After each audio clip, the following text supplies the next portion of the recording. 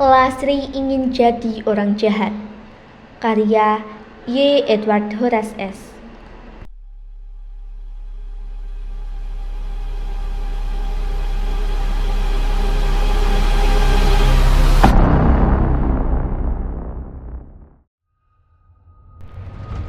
Bila terselenggara penghargaan sekelas nasional, boleh pun mencapai internasional, untuk siapa insan yang layak menyandang predikat sebagai orang baik? Tampaknya Paimo akan menyabet gelar pemenang berturut-turut. Sekalipun tidak, minimal menjadi nomine. Boleh jadi namanya melambung tenar karena untuk level nasional. Berbagai media tertarik meliputnya, meskipun tidak tertarik meliput kabar orang jahat. Ini bukan dugaan, lantaran akhir-akhir ini demikian yang dipandang Lasri di TV. Lasri ingin jadi orang jahat saja, tidak seperti bapaknya, Paimo.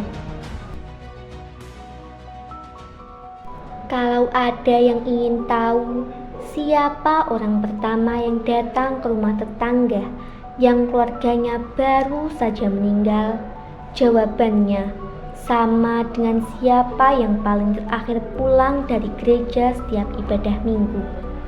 Tidak ada bedanya pula yang terjadi pada sosok itu ketika pengumuman kerja bakti menjelang Agustusan di RT terdengar lantang lewat toa masjid. Secepat kilatan cahaya, begitulah hatinya tergerak. Ia langsung lupa diri dan mengingat orang lain. Gusman, santai saja jalannya. Kayak kamu baru pertama kali di sini. Sudah beres itu. Kita tinggal ongkang-ongkang kaki. Justru karena itu, saya tidak enak hati, jawab orang yang disapa Gusman itu setelah kepalanya menengok ke belakang, memandang 4 pemuda yang santai nian langkah kakinya. Gusman menggerakkan diri menuju balai warga. Dari kejauhan, samar-samar terbayang seseorang berumur sepertiga abad di halaman balai. Tangan kanannya mengayunkan sapu lidi, sementara tangan kirinya memegang pensil. Seperti kebanyakan orang, punggungnya membungkuk. Suara srek-srek, daun-daun coklat kering yang terseret menyatu bersama garukan ujung lidi di jalan. Kapan kamu datang? Cepat sekali, ujar Gusman. Sebetulnya Gusman tak perlu bertanya, lantaran orang se-RT pasti tahu jawabannya, tak terkecuali dirinya. Namun Gusman tak berhasil menemukan pertanyaan basa-basi lain, tersebab dirinya tak sempat lagi berpikir karena lelah dari tadi capek berlari. Gusman pun sebetulnya tahu lelaki di depannya tak pernah segera menjawab. Sebelum halaman balai bersih dari segala noda, bibir tebal laki itu yang berwarna hitam terus tertutup rapat. Lagi-lagi itu pun tak sempat dipikirkannya, sehingga ia terlanjur sedetik kecewa karena pertanyaannya dibiarkan lalu begitu saja. Gusman, kamu baru pindah rumah? Seorang pemuda di belakang Gusman yang baru tiba berujar diiringi gelak tawa. 3 pemuda lainnya ikutan tergelak. Satu dari 3 pemuda itu menepuk pundak Gusman. Ia merasa tidak heran dengan apa yang dilihatnya, karena hampir demikian yang ia saksikan setiap selesai ibadah minggu. Paimo yang baru saja tuntas menyapu halaman balai tanpa mengeluh, sama rajinnya ketika membersihkan lantai gereja. Paimo akan memastikan bahwa setiap jemaat sudah meninggalkan ruang ibadah hingga kosong, untuk kemudian menempatkan kembali piranti kebaktian pada tempatnya. Kantong kolekte, kaki dian, kotak persembahan, karpet doa, termasuk setiap inci dari kaki bangku-bangku jemaat tertata lurus dengan arah ubin lantai. dirapikan mengarah ke posisi altar. "Bapak ngapain sih sibuk ngurus-ngurus orang? Kita ini masih miskin, urus diri saja dulu, baru urus orang." Lastri membentak orang yang muncul di hadapannya setelah ia membuka pintu rumah. Lastri tahu bapaknya baru pulang dari balai warga tanpa perlu menanyakan. Sempat Lastri mendengar pengumuman dari tua masjid. "Tak boleh ngomong begitu, Lastri." Terdengar dengusan lantang. Setelah itu, ada yang menutup pintu dengan kencang. "Kamu kalau sudah mati, tak bisa lagi berbuat baik. Selama masih hidup, gunakan waktu sebaik mungkin." Lastri bosan dengar itu. Karena itu teruslah jawaban Paimo padanya.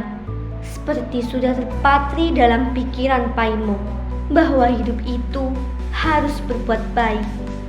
Paimo menuju kamar tidurnya di dekat toilet. Lastri benar-benar bosan. Bila ia kuasa memerintah Paimo, pasti ia tidak mengizinkan bapaknya itu keluar rumah untuk membantu orang. Sayangnya, ia masih ingat pesan ibunya sebelum meninggal untuk menghormati bapaknya apapun keadaannya. Dan hanya pesan itulah yang teringat di pikirannya, karena ia tak sanggup menerima kenyataan-kenyataan lain untuk mengharuskan dirinya berbuat baik pada sesama. Di sekolah, terlebih sering ia menelan ludah kala merenungi nasib dirinya setelah melihat teman-teman se-SMA-nya punya tas baru setiap menjelang pergantian tahun ajaran. Beberapa terlihat diantar orang tua mereka naik mobil mewah.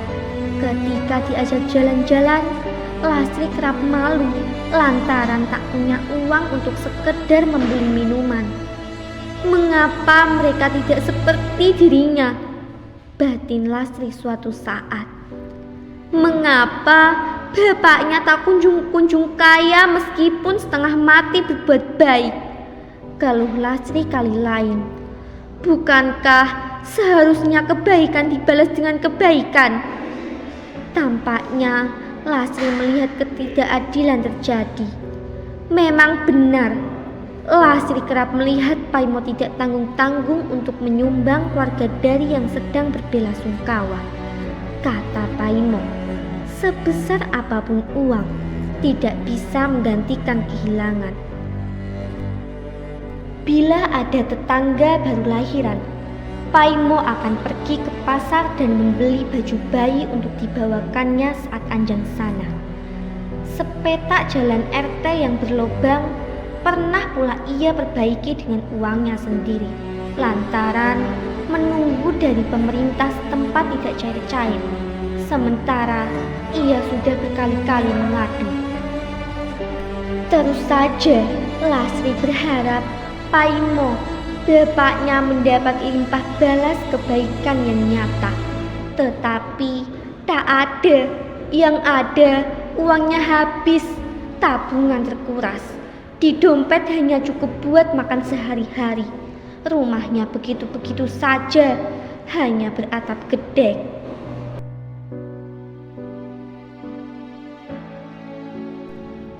Kita berbuat baik tidak untuk berharap pamrih.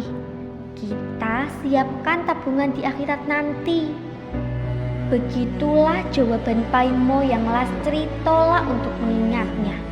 Hanya sekali-sekali kembali teringat. Ketika Lastri tiba-tiba merindukan bapaknya itu. Bapaknya yang tiba-tiba meninggal bersimpah darah di jalan karena tertabrak motor ketika dalam perjalanan menjenguk tetangga yang sakit. Sial! Oh, betapa sial orang baik itu! Buat apa berbuat baik tanpa mendapat imbal baik yang nyata?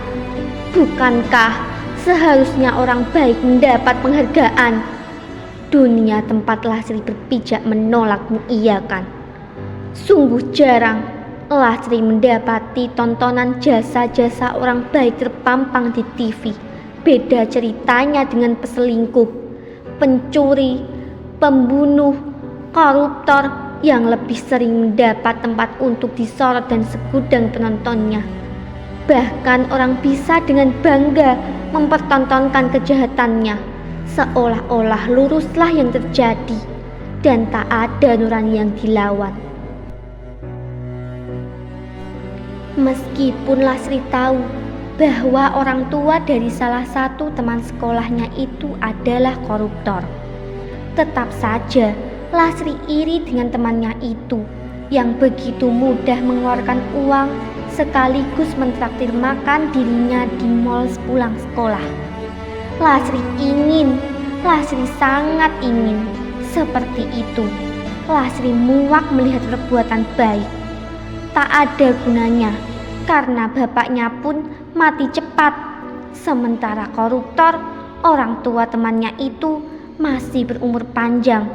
Bahkan setelah bebas dari penjara, keluarga temannya itu malah semakin kaya dan sekarang menetap di luar negeri.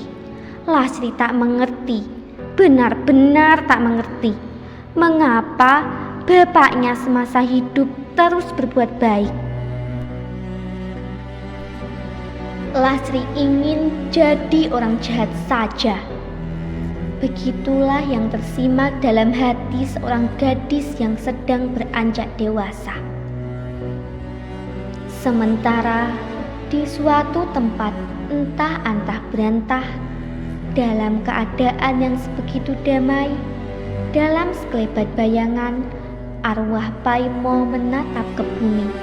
Matanya terbayang membasah.